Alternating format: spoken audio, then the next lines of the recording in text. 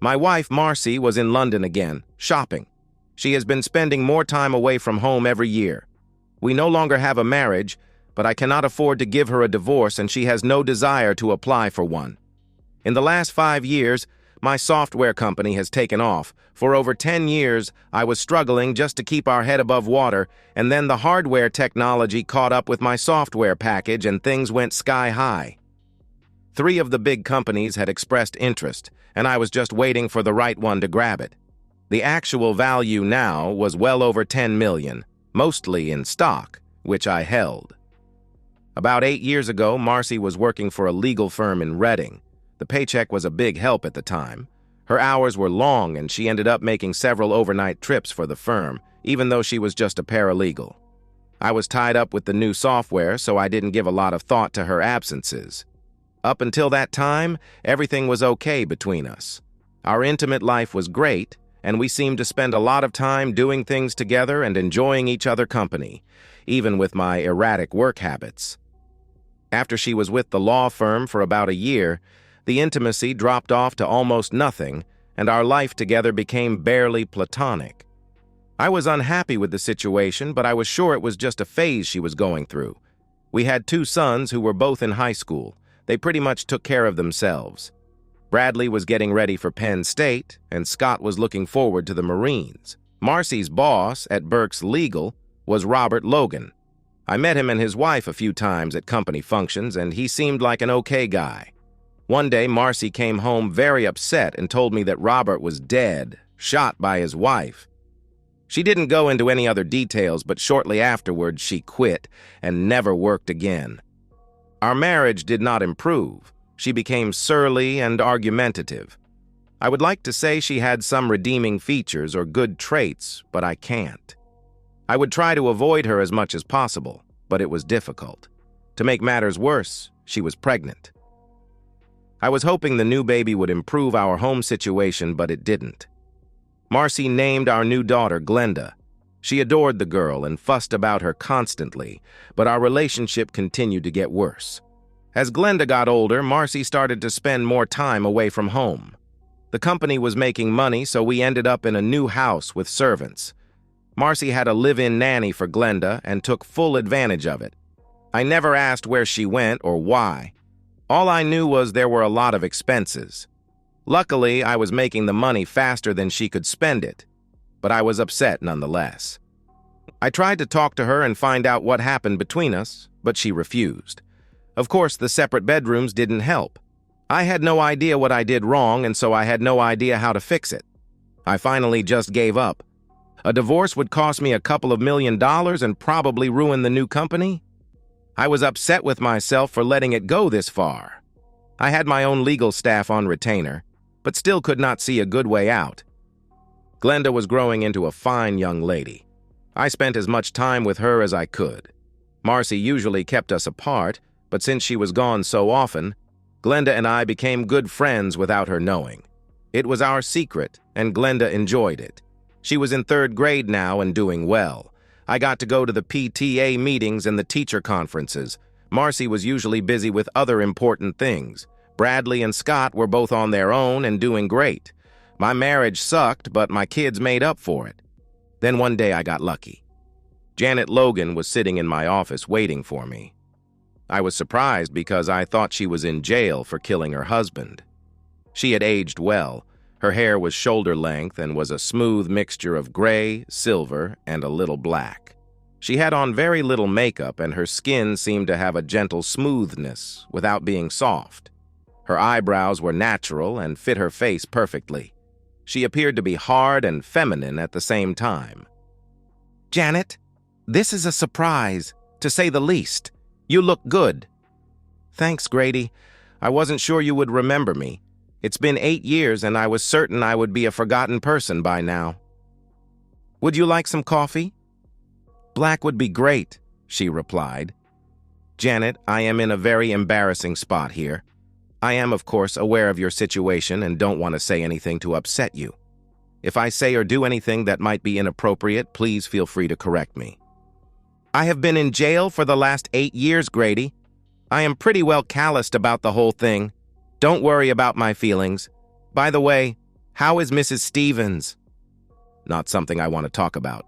Shall we just say that things could be better? I replied. Sorry, but that is the reason I came to see you. I have to talk to you about Marcy. I am not being vindictive or revengeful, but there are some things that I feel need closure. I placed the cup of coffee in front of her, but sat in the chair aside from my desk rather than behind it. I wanted to hear what she had to say, and I wanted her to feel comfortable while she was doing it.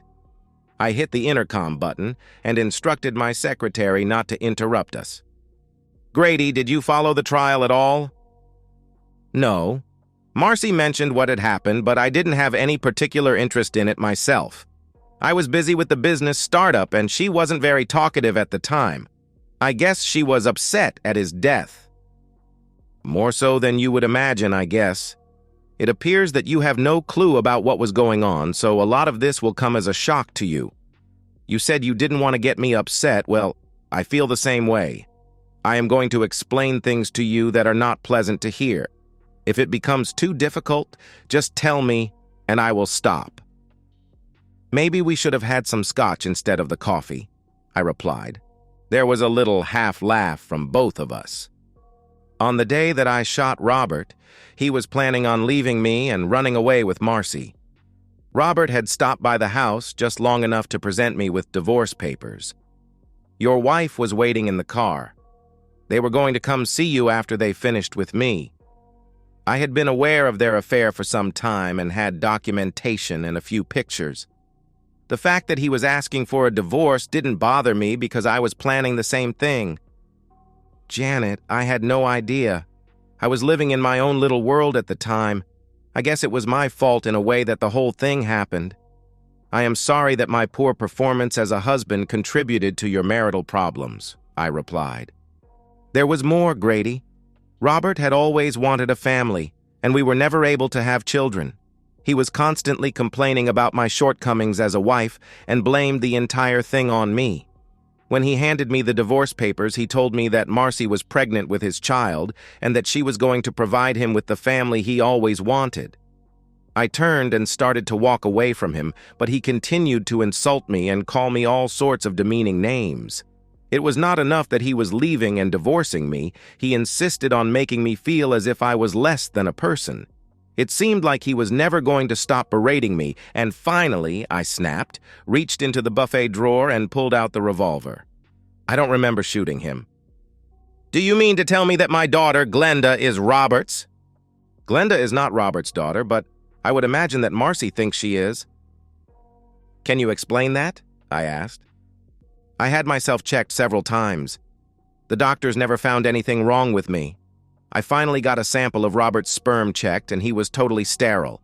I never told him. By the way, Glenda is the name of Robert's mother. I assume that was the name they agreed on when Marcy found out she was pregnant. Marcy picked out the name, but I had no idea where she had gotten it from. I think you are right, though. She believes that Glenda is Robert's child. Knowing that explains a lot of things. Would you like some more coffee? No, but I have some more things to discuss. Are you sure you have the time? We are fine. Don't worry about a thing. That's the nice thing about being the boss. When I went to prison, all of the things in the house went into storage. Roberts' briefcase was included. I was going through it last week and found this. Janet handed me the original divorce papers that Marcy was going to give to me the day that Robert got shot. The papers were signed, dated, and notarized. Robert and Marcy worked for a law firm, so the terms of the divorce were very precisely spelled out. Is this still good? I asked. Janet laughed. I have no idea. I'm not a lawyer. Check out paragraph 7. She is giving me complete custody of all children. Wow, this would really piss her off if she found out I could get Glenda. Of course, the boys are long gone, but if I got custody of her little angel, she would go bonkers. Can I have this so my legal people can look it over? It's yours, Grady. It has no value to me. I wish you well with it. Here are some more things you might or might not be interested in. Janet handed me 2 manila envelopes. The pictures that my detective took are in the small envelope. They are very sexual in nature. I have no use for them, but maybe they will be of value to you. The large envelope contains the investigation results that my private investigator gave me and some other interesting papers. You can look them over and decide what is important to you." "Thank you. I really don't want to look at them, but I will give them to the lawyer with the papers." We both sat and looked at each other for a few moments. She was a very impressive woman, and I was glad she came to see me. "I better go and let you get back to work. Thanks for seeing me. I feel better getting these loose ends wrapped up. By the way, you don't have any job openings for an ex-con, do you?" Seymour Schlamp, my personal and favorite lawyer, was all excited about the 8-year-old divorce papers with no expiration date. He was like a kid in a candy store and could not wait to get started. Marcy had not asked for percentages of anything but for hard figures. She wanted $14,000 from the checking and savings accounts. That was about half of the total 8 years ago, but next to nothing today. All the other items were similar. There was only one gotcha. She wanted the 1995 Volvo station wagon that she had at the time. I sold it about 5 years ago. I had to find that car. Janet Logan started work in the software testing division of the company. It was an entry-level job, but I felt she would be comfortable with it. It also gave me a chance to see her on a regular basis. I liked Janet and hoped to get to know her better. Glenda and I kept our DNA tests secret from Marcy. It would be a few weeks until the results came back, but Seymour needed the time to make sure there were no loopholes in the divorce papers. I felt confident that the results would show Glenda was mine. With a little bit of help from friends at the DMV, I was able to locate the Volvo wagon at State College. The frat boy was happy to let me have it at twice what he paid for it. A week later, I had the new title with Marcy's name on it. Seymour explained to me that as long as nothing was changed on the original request for divorce, it could go through as written. We were not able to find anything serious enough to make us want to change it. Marcy's signature was notarized and still legal even after 8 years. I signed in my place, and Seymour's notary put the seal on it. Now all we had to do was wait. Time passed very slowly. My relationship with my wife did not improve. My relationship with my daughter grew stronger every day. My relationship with Janet Logan grew stronger every day. After about a month, I convinced Janet to have lunch with me on a non-working day. It was pleasant, with no strings attached, and I assured her that I would do nothing that would indicate to the other employees that I was interested in her. She replied that her relationship with me was more important than her job. I had a feeling that things would improve, but I was not going to rush anything. Over the next few weeks, I tried several times to talk to Marcy about our marriage. She refused to open any discussions or even respond to questions. I did not tell her that her petition for divorce from me was being processed, and in a short time she would be notified that it was final. It was the middle of the week and the middle of the day when my loving wife, Marcy, came storming into the office. "What the hell is this?" she demanded as she threw some official-looking papers on my desk. "I am not sure, but I believe the divorce request that you made 8 years ago has just been finalized." "You son of a blip! You can't do that. Everything has changed since then, and if you think I am going to let you get away with this crap, you are crazy." "What has changed, dear? Just because your lover died doesn't mean we could not proceed with the divorce. I agreed to all of your terms, so you have no grounds to protest. I suggest you get a lawyer if you want to contest the divorce, and in the meantime, I would like you to get all your things out of my house, which you gave to me. I will gladly get out of your house, and I will get this piece of shit divorce notice thrown out. You will pay, and you will pay big. Glenda and I will be gone this afternoon, and I will send somebody for my stuff tomorrow." "Sorry, dear, but if you read paragraph 7, you will notice that you gave full custody of Glenda to me. Until you get it resolved, she is mine. If you try and take Glenda without my permission, I will have you arrested. I promise." By this time, Marcy was boiling mad. All of her words were not spoken, but screamed. Her neck muscles were tense, and the veins in her forehead were popping. Her lips quivered every time she talked. For the next minute, I didn't hear what she was saying. I just stood there stunned by her rampage. Finally, she grabbed the papers and stormed out. The peace and quiet was wonderful. I sat fully relaxed and relieved as my secretary brought me a cup of coffee. She didn't say anything, just smiled. I spent the rest of the afternoon canceling cell phones, credit cards, bank accounts, and insurance policies. I called Janet, and she agreed to have supper with Glenda and me that night. I needed a friendly shoulder to lean on. Glenda and Janet spent most of the night talking to each other. Things didn't work out as I had planned. Seymour called me a few days later. Marcy had retained legal counsel, and a meeting was set up to settle and resolve the problems with the divorce. A family judge was going to sit in on the proceedings and act as arbitrator.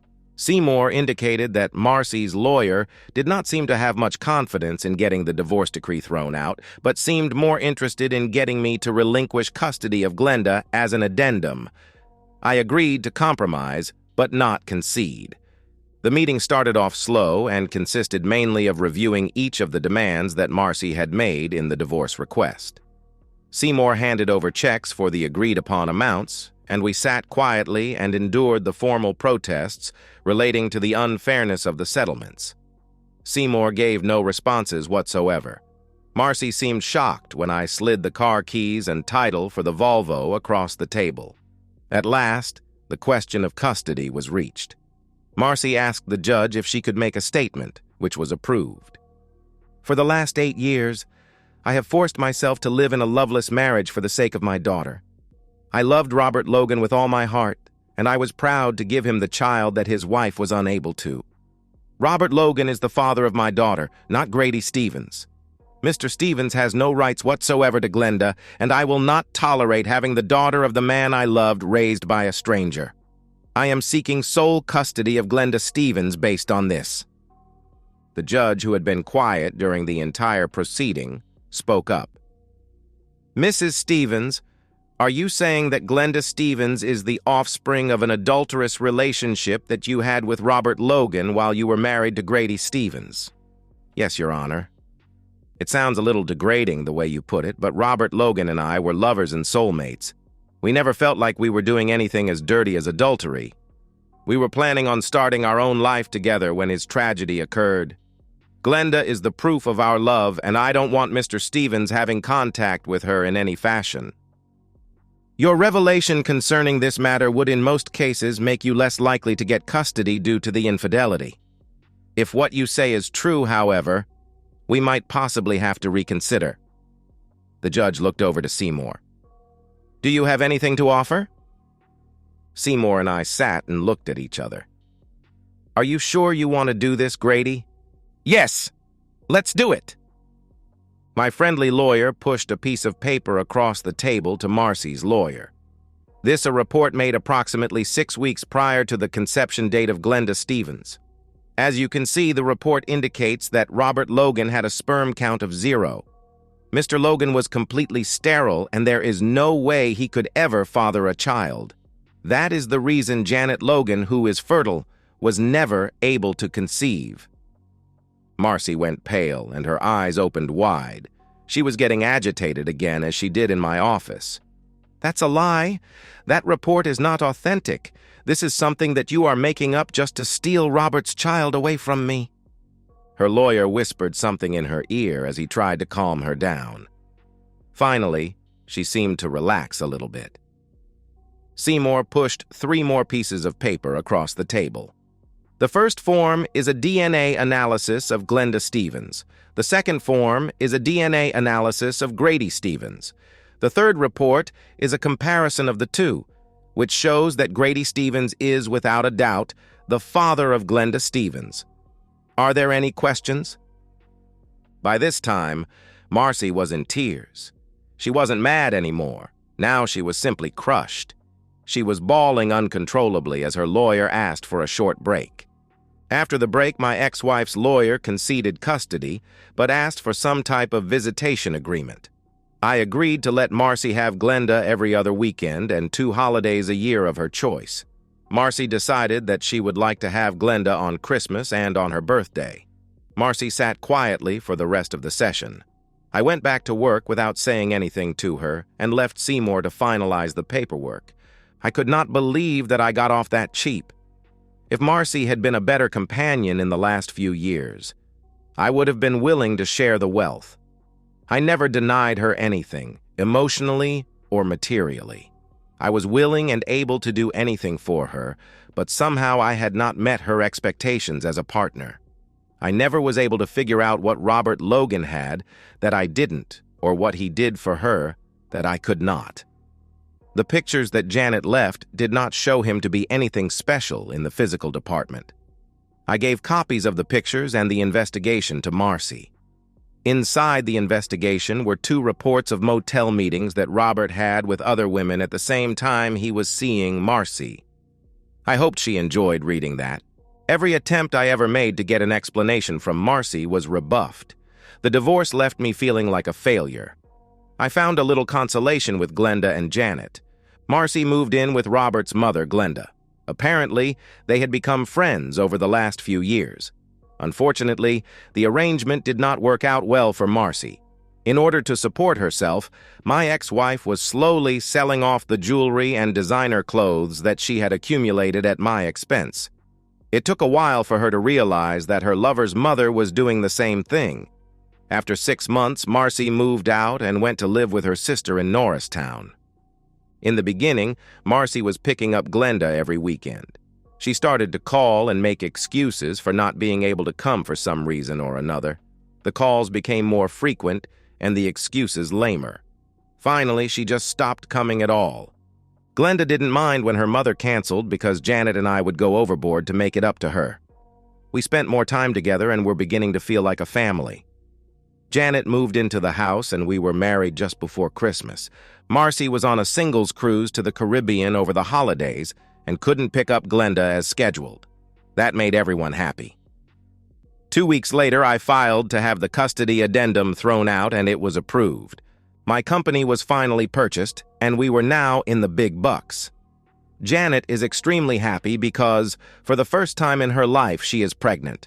We will be on Social Security before the baby finishes high school, but it will all be worth it. Life is good at last. And so, we've reached the end of today's story. Was it what you expected, or did it take a twist you didn't see coming? I'm curious to hear your thoughts. Share them in the comments below, and let's get a conversation going. If this story kept you hooked, make sure to hit that like button. And if you're new here or just haven't subscribed yet, now's the perfect time to join our community. I bring you fresh, captivating stories every day, so click that subscribe button and turn on notifications so you never miss out. Thanks for watching, and I'll see you in the next one.